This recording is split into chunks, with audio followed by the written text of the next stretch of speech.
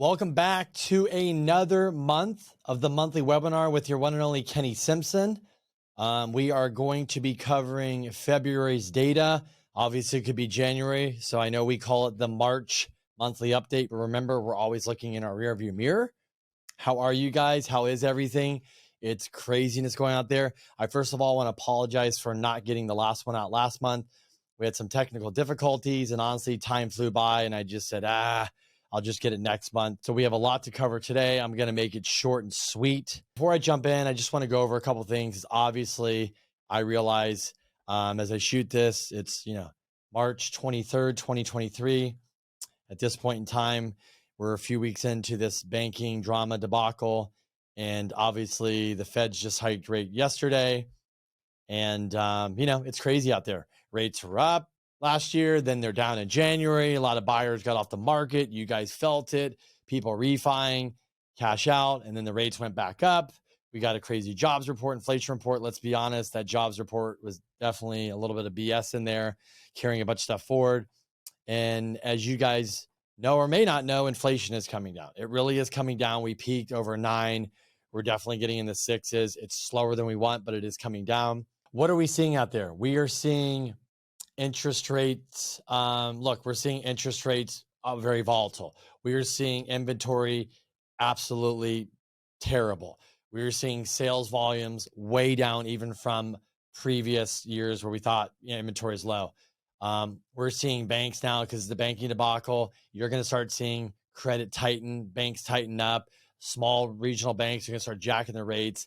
Tough time right now for buyers, for sellers, for lenders, residential, the commercial market. It's a tough time, guys. And look, if we're in real estate here, we're going through it, right? We've been through it. This is like our recession. So if a recession does happen, which it might, especially speed up because it's the banking debacle, in real estate, it's almost like not a recession for us. Why? Because rates are going to drop, right? Going to get people off the sidelines and move. And before we jump into it, there's a lot of people right now that are sitting on the sidelines waiting. I'm not sure if they're waiting for prices to come down. I'm not sure if they're waiting for, if they're going to have a job or recession or uncertainty, or they're waiting for rates to come down. But I can tell you this, if you just looked in January, right, when rates on the conventional for us at wholesale hit about the high 5s, 5.75, we're not far off today from there. It moved a lot of people off the market. And that's why you're seeing people even the last couple of weeks come off, because rates have dipped back down. They're jumping right into this. But if that rate ends up going down to 5% or so, right? You are going to have a plethora, which means a lot of people coming off the sideline, jumping in to buy real estate. You're going to have a lot of competition. I don't think we're going to get the listings you want. I don't think you're going to get the inventory you want. And I think we're going to have a problem. And it's not good for first-time home buyers. It's putting a lot of pressure on you, maybe to overpay and all this stuff. I get it. It stinks. So that's why it is a good time to buy now, because rates are going to go lower. Demand's going to tick up. A lot more buyers are going to come off the market. I hope we get more inventory. Even if here in San Diego, we're at 2,500, 500 pending.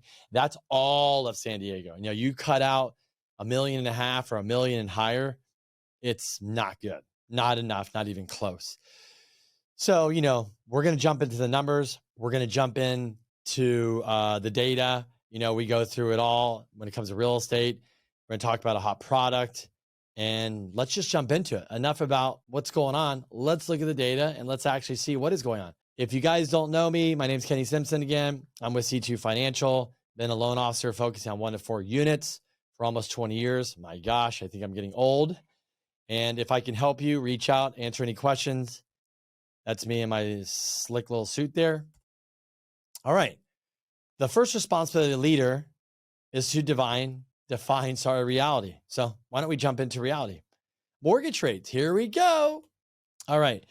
So I always like to show these charts because I guess I like to look back and show how wrong they were. So basically the Q4 of 2023, we've got MBA at 5.3. I think they're probably the closest, but I don't know. I think by the end of the year, the way things are going, I wouldn't be surprised if you have average interest rates 5 or high 4s. We'll get into that why, but that's, a little prediction. Here's prediction of rates. Where are they going? Obviously, they're going down. I would say this, these are, remember, kind of average rates. Wholesale's a little lower, maybe retail's a little higher, but I'd say we're living around 6% today. Some of us are lower, but this is very interesting. So, what is what rates drive demand, right? What is it? Do you know? Well, let's look at the chart here. So 7 to 7.5, obviously, from last year, fourth quarter, weak demand. But people are getting deals, but not good demand. People will refi this, so not good. Limited buyer demand, 6.5 to 7. 6 to 6.5, good buyer demand. 5.5 to 6, we're kind of in there. Strong buyer demand. What happens when we go below 5.5, which we will? And remember, this is conventional. FHA, VA, I believe it's sub 5.5. So I'm just telling you, it's going to go lower. The demand is going to be really, really strong. I don't think we're going to have the supply. It's going to be a problem. So very interesting chart right here. So I always talk about this, the difference from the 10-year treasury and the 30-year fix. Keep in mind, what is the 10-year treasury? Well, the 10-year treasury is what we kind of a benchmark, what we look at out there on the daily basis to see. Today it's about 3.5. And so we look at the 10-year treasury, and then we usually write over the 10-year treasury about 1.7 to 2, give or take. That's how you can. So if the 10-year treasury is at 3.5, you should say, oh, the interest rates are 5.25 to 5.5. Well, they're not today. Why not? Because the average spread is 2.75. Why? Let me go into why again. So if you didn't know why, well, now you're going to know. And I think I might explain this before. So prior to rates going high, when you get a loan, whatever loan you get, if that particular lender is not servicing it, right, and they sell it to another servicer, or even if they are servicing it, they know something maybe that might not agree with. They know that you locked in at a 6% rate, a 6.5, a 7, an 8, whatever the rate is, right? Depending, they have to prepay for these servicing bundles. Well, when they prepay it, they need to have you at least hold that loan for 3 to 5 years, 4 to 6 years, whatever the number is, longer than 6 months, longer than a year, or they're going to lose their ass. So last time I checked, if you own a company, if I own a company, if I work, I'm not in charity mortgage. You're probably not in charity or whatever you do. You need to make a living. You need to make income. Well, they do too. So if they don't make income, they're not going to be in business. They're not going to service your loans. So we need them to be in business. But what do they know? They know that 7% or the 6.5, they know rates are coming down. They know that you're going to refi. And they know that they're going to get screwed. So guess what? They're not going to get screwed. So what are they going to do? They're going to jack the spread up a point to cover their ass. So technically, interest rates should be lower without doing nothing if this just came about. But until that 10-year treasury comes down, which brings down long-term rates, they're not going to do anything. And so we're going to pay higher rates. The economy is showing signs of resilience. Do you agree? Mainly due to consumer spending, and rates are increasing. Overall, housing costs are also increasing and therefore impacting inflation, which continues to persist, saying the chief economist at Freddie Mac. Yes, the economy is slowing. Consumers are still spending. I agree. There's a lot of money out there and rates are increasing. Yep. Not just on housing, guys. Everything. Credit cards, car loans, jewelry loans, furniture loans, business loans, HELOCs, you name it, they're all increasing. They are trying to slow you down. The Fed, why they increase rates, is hoping that this hinders you from borrowing. The cost of getting capital is more, and they're hoping that you, Mr. Borrower of the capital, of the loan, you're going to slow down and stop spending and stop consuming, so inflation comes down. Well, it's kind of working, but not fast as everybody wants it. So what is the bigger challenge than rates, right? What moves the market? When we go back to 2008 to today, we have two different markets. 2008 was what? Anyone? Did you guess? 2008 was a builder's market, was a inventory market. We did have a boom. We had a buyer's boom, but that buyer's boom ended earlier than you think. It actually ended In 2006, the buyers fell off a cliff and the buyer demand went down 50%. And then it went down 50% more from there in 2007. But what did builders do? What did we all do? We kept building housing. We kept listing properties. So you had huge inventory, low demand, and our legs got cut right off. And that game was over. Crappy loans, crappy borrowers, everybody over leveraged, making a bunch of shitty loans. The government knew it. The banks knew it. They blamed the mortgage broker. Sure. Everybody knows it wasn't us. And so we were left with the ultimate housing crash, correction, obviously global recession. A lot of people got in trouble. A lot of banks went under, businesses, all that stuff, right? Credit got ruined. Then after that, we had a massive wave of short sales foreclosures that got swallowed up. And then, housing was kind of pretty normalized, good inventory, normal, nothing crazy. People are buying, selling homes. And then this thing called COVID, the pandemic hits, everything stops, everything gets shut down. And the entire world, which is crazy, right? Look back, the entire world shut down. Remember, we were all stuck in our houses. And then we had the big problem. Two of the big problems. Number one, the money printing, the low rates. The second thing is nobody wanted to sell their home. We had all-time low inventory, and that inventory just keeps lingering into today. So the biggest challenge we have is inventory. That inventory, supply, demand, even over rates, that's what causes markets to move up, down, right? You guys all know now, you're seeing it. You are clearly seeing we're in a low. If there was a lot of houses on the market and rates were this high, stop and think about that. What do you think would be happening?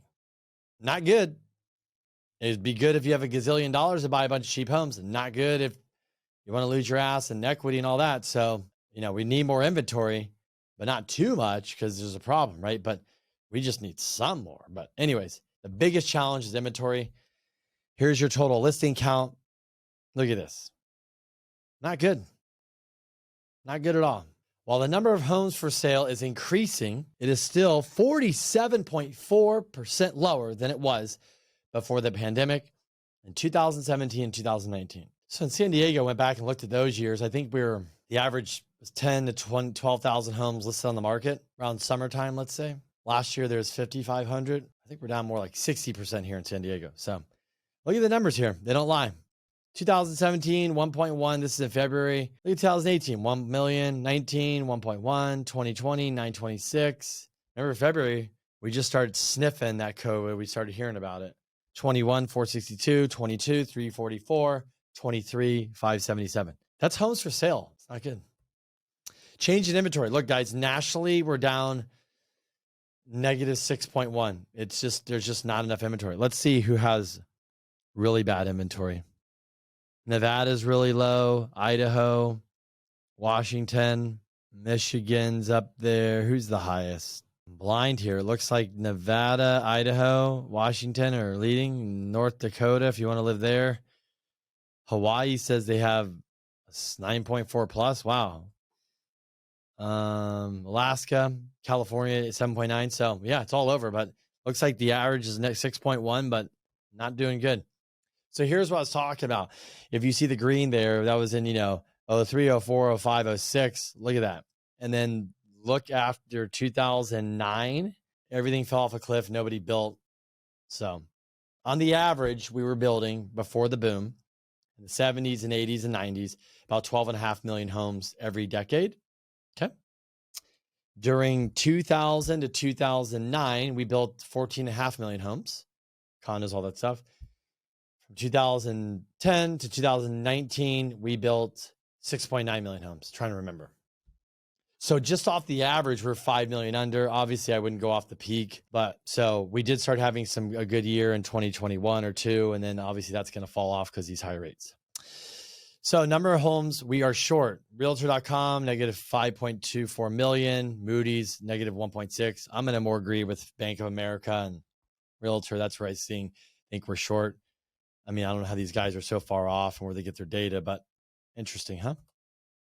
How much have prices fallen from the peak? I feel like the peak was actually past December 2022, but think that's a little off because people way overpaid. I think that number's a little bit higher. Should I buy or should I buy a home right now? Should you rent? What should you do? And I just mentioned earlier, right? So you're either waiting because you're worried about your job or recession or money, or if the housing's going to collapse or fall off a cliff, or it's going to be 2008, or you're waiting for rates to come down. Well, if you're waiting for rates to come down and inventory doesn't come down, it's going to be a problem. So should you buy a home right now?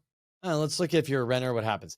Rent's going to continue to go up. Yeah, maybe it'll flatten, but it will go back up. Population growth, especially if you live in places like San Diego and Florida, Texas, and Arizona, all these places where everybody wants to live, costs you more money to live there and rent. And so I think there's going to be problems. Estimated national price performance. Well, this is what they're thinking you're going to see in price performance. If you're a renter, potential growth in household over the next 5 years, $54,000. Depending on where you live, that's a $400,000 home. It's definitely not in San Diego, so that's somewhere else, but probably San Diego. You're looking at six figures on that for sure. 48% of mortgage residential properties in the United States were considered equity rich in the fourth quarter, meaning that the combined estimated amount of loan balances secured by those properties was no more than 50% of their estimated value. So they're saying equity rich is you have more than 50% of your value. What do you think? This stat's not on here, but you can look it up. Let's take a guess. Let me ask you guys a question. You're watching this. Seriously, if you're watching this, answer the question. If in 2005, it was considered the peak of housing. Yep. Remember, because I told you the buyer demand fell off in 2006. In 2005, I always close my eyes because I gotta remember, it was $5 trillion in tappable equity, right? That you could track. In 2022, what do you think that number was? Just guess right now. In your mind, guess, write it, whatever you guess, cool. It was 13 trillion. Then you heard the article go, oh my gosh, we lost $2.3 trillion. All the homes were going, it's all hell's breaking loose. We're all going to lose our house. It's like 2008. So it went from 13 trillion to 10.5 trillion, whatever it was. So we have 10.5 trillion to 5 trillion, actually 4.9. So that's how much we've come up in equity. So it's nothing like 2008. I keep telling everybody that. CoreLogic Home Equity Insight Report. Equity gain for 2022 is 15.8% year over year, 2.2 trillion total equity. Percentage change in homes over the last 5 years. Look at that. Wow, Idaho up 104, Florida 85, Texas 58, Cali 50, Arizona 82, Utah 82. Wow, you can see everybody's moving. Montana 82. Man, even Maine up there. Potential change in home prices. Percentage change in home prices. Since 91. Look at this. Okay. Montana 570. Is that because all your retirees are going there? Idaho 505, Colorado 574, Utah 588, Arizona 436, Cali 300, Florida 428, Texas 332. Where's some low ones in here? Nobody's moving. It's Chicago 168, Ohio 198, West Virginia 191. Yeah, looks like the 160. Wow, there's some big ones. Crazy. So you can see where people are moving, where things are growing, population, migration throughout the U.S. You can see these booming cities. Pretty cool. When getting help with money, I love this quote. Pay attention. When getting help with money, whether it is insurance, real estate, or investments, you should always look for a person with the heart of a teacher. Dave Ramsey. Dave, great quote. Don't agree with everything you say, everything you do. But I do appreciate you and some people that are more conservative and they like your philosophy. You should go listen to his philosophy. But when you're talking to real estate or whatever, are you working with a teacher? Well, good thing I'm your teacher. But anyways, work with people that are teaching and educating and know their stuff.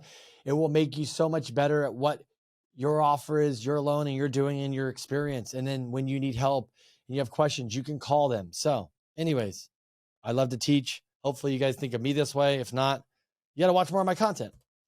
Home sales. Let's get into it. The average days on the market, 33. Why are they so high? Well, this is what I think. Entry-level homes, things like that, they're moving like hotcakes. We're probably all over the country. The high end is sitting. So that's dragging the number up. That's my opinion, but I think I'm right on that. Existing home sales.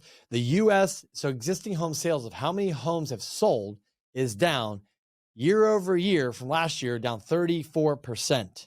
On the west side, 43, south, all that. Look at that. So obviously the west getting crushed more, but holy smokes, 34%.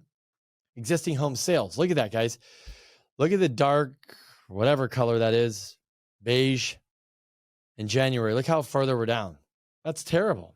I mean, we're just not selling homes. New home sales percentage of distribution by price. This is cool. Over 750, 10%. 570 new home sales. Wow. Crazy. New homes selling fast. 2.4 months they're selling. Wow. That's pretty good. I heard builders are getting incentives and things like that. Heard a lot of that's going on right now. But the builder, I heard a builder talking today, and he was big builder. He's mentioning that a lot of people with incentives, instead of taking it for the buy down or this, they're opting for a lower price. They're opting for upgrades, things like that. They're putting the credit back towards that.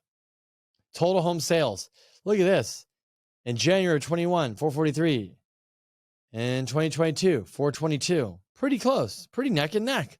This year, 290. My God, we are way behind. Guys, look how far off we are. I don't know if we're picking up.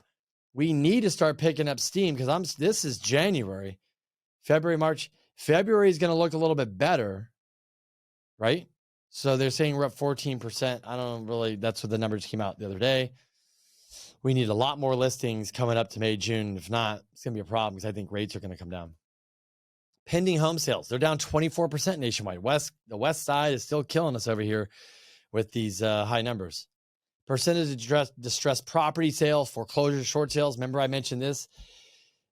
Like 2012 was 35%. That number in 2009, 10 was 50, 60, 70% of the market. I'm not telling you. Just this is not on this chart, but trust me when I tell you, it's bad.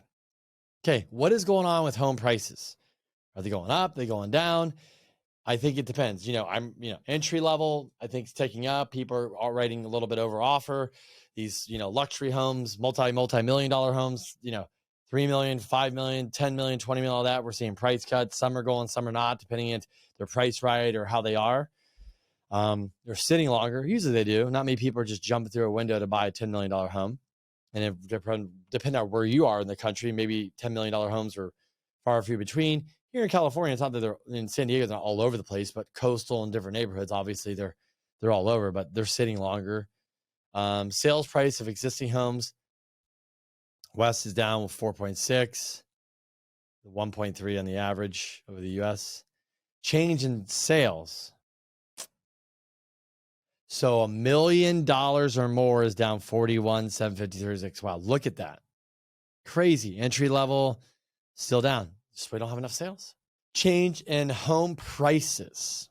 So yeah, there's been corrections.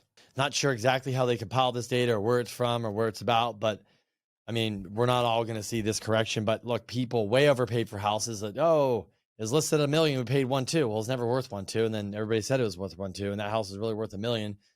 So those people could have lost, 20%, but I think you just did a dumb move and overpaid. Year over year change in price, 5.5, forecast 3.1.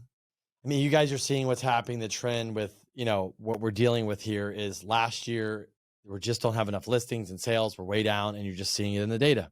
Buyer demand, largest jump in showings for any January on record. Why? I'll tell you why. We came off a really crappy fourth quarter in 2022. Rates were high. People were hearing prices were coming down. And what happened in the beginning of January? People that listed their homes, listed it for a more accurate price. Rates were way down. People were like waiting to just, I'm going to buy a home in 2023. They just wanted to get past 2022 and get through that fourth quarter. And people were not realistic about prices. So they kind of just waited. And 2023 came. It was like a rocket ship. People jumped in the market. Rates were lower, put in offers, locked in loans, blah, blah, blah, blah, blah. And that's why you saw a record high, but still down. Mortgage credit availability. Always show you this chart every time. Remember, this is the opposite of a credit score. So you don't want an 868. You want a 103.2. So flip that around. High means lending standards, all that. That's not good. Like way too easy, not good. 103 is really good. We're 70, 80% better. Hot topic. I didn't put a title on here, but let me talk about the hot topic. It's not a hot topic at all. The hot topic is what I've been discussing over this last week, a couple weeks since this banking debacle. And why I want to bring this up is for everybody watching this. I don't care who you are. What I notice is in time of stress, craziness, people panic, people freak out, people are reactive, like people running to a bank and yanking all their money out. Like, oh my gosh, the bank's going to go under. And we're going to get to that banking thing after this. So wrapping up here, guys, what I challenge you is this. The reason why you're insecure, the reason why you don't know this and you're calling people and looking for things, there's nothing wrong with that, is you don't know what's going on. And you don't know what's going on because you don't pay attention. And I'm not talking watching your local news or CNN or CNBC. I'm talking go deep. Go find those people where you have your money. Where is your money in your 401k? Where is your money in your IRA? Do you have an annuity? Do you have a life insurance? Where is it? Who's managing your real estate? Could you add more cash flow? Could you cut expenses? Like in your business, are you paying attention? There's podcasts, there's webinars, there's coaches, there's courses, there's blogs, there's articles, there's books. There is so much good information out there that there's no excuse for you to be insecure. There's no excuse for you to be like, in a time of fear, when you hear all this craziness, if you knew what was going on because you studied it and you spent just 1 hour a week, 1 hour, 4 hours a month, you would be so much better off than you are now. Most of you don't even know who your financial advisor is or haven't even talked to them in years. On top of that, most of you don't even know what you're invested in. Most of you, if you have a property manager, looking at your buildings, when's the last time you looked at P&L? When's the last time you walked your property? When's the last time you went through the expenses? We all have gotten to a place, all of us are guilty, we rely on other people, which is fine. But that doesn't mean you shouldn't be checking in on what's going on in that industry. What's going on with the banking? What's going on with stocks? What's going on with crypto? What's going on with real estate at a hyper local level? How are these small? What's going to happen with these banks? Speaking of banks, running and pulling money out of these small regional banks and doing that, we need regional banks. Regional banks funded almost 70% of commercial loans and 40% of residential loans. Did you know that? See, when you understand and you know the data, and people always ask, Kenny, but how do you know the data? How do you learn all this? Like, how do I find this? Turn off Netflix.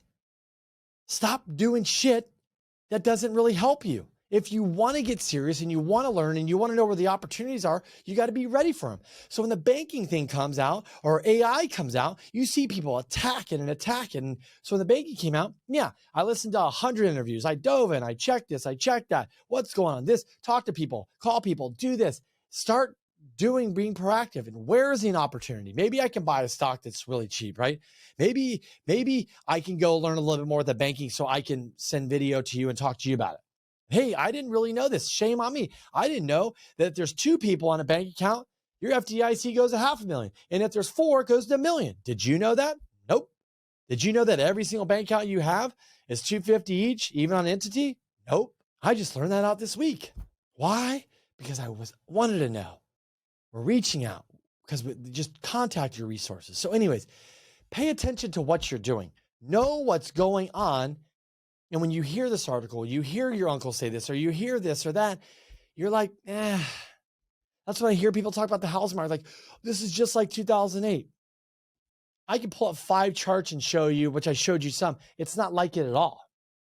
So my hot topic this week is not a hot topic about mortgages. The hot topic is it should be every week in your life. I'm sorry, in this the hot topic for this month, it's go get passionate about where you want your money to be at and go learn about it. Go study it. Go find the really great people. They're probably on YouTube getting interviewed. Go watch all their interviews. Go buy their books. Go read about their data. Go find out who is somebody you want to be like that owns this much real estate, that has that much stock or crypto or owns a business, whatever it is. Go study them. That's what you should do. That's what we should spend more time on than all this other stuff. Don't get me wrong. You want to watch Netflix and have fun? Great.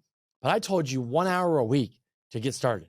And when you spend 1 hour a week and 4 hours a month, and you start realizing what you're learning and gaining and how much smarter you are, that will turn into 2, 3, 4, 5 hours a week easily.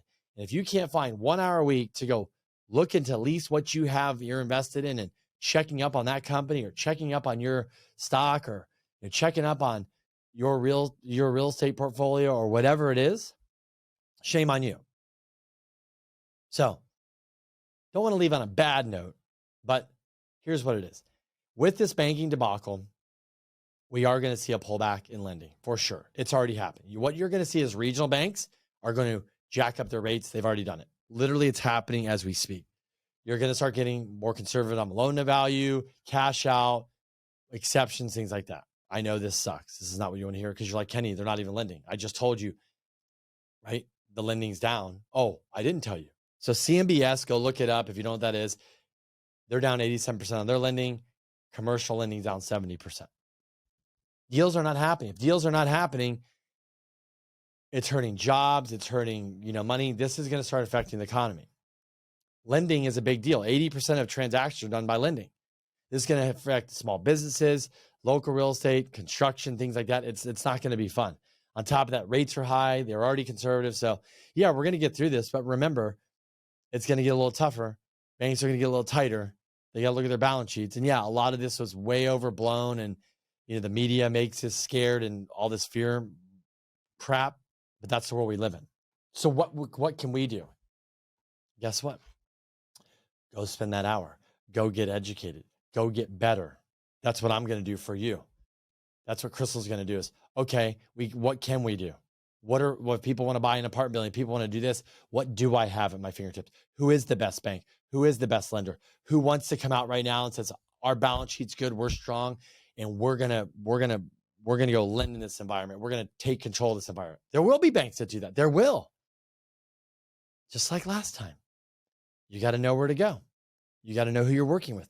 And that guy told you before on the quote, work with people that really love to teach and educate. That's who you should be working with, the experienced people right now. Even if it's one part of your team, it's okay. Just get a really good experienced person on your team that knows what they're doing, what's going on, and focus on that right now. And these crazy times, get focused, cut costs, cut expenses. I know, but we have to. Inflation is going to come down. Rates are going to come down. Recession comes, all that. Consumer spending is going to come down. It's all happening, guys. Just part of the cycle, part of the process. That's what we're going through. Anyways, thanks for watching. That was another month of what is going on out there in the real estate world. I wanted to leave you with that little rant. But look, it's all good. What I didn't mention is on why all that's going on is over here. There's a lot of opportunity. You just have to know where to look. You just have to know what to do. So remember, focus on where is the opportunity going, because money's always flowing. There is tons of opportunity. There is. Take advantage of it. I appreciate you always watching. I appreciate your feedback. I would love if you guys would share this, promote this, send this out to people if they need to hear it. Who needs to hear this? Love you guys. Until next month, what are we always watching? We're watching for what? Inflation, rates, inventory, housing pricing, demand, all that fun stuff. Jobs, recession, we're going to watch it. But I try to make this short and sweet. Appreciate you guys watching. Until next time, have a great month. And if you're not following my other content, you should subscribe to my email list, or you should check me out on Instagram or our podcast, all that stuff. And where can you find me? Right here. Reach me. Send an email. Check me out. Talk to you guys soon.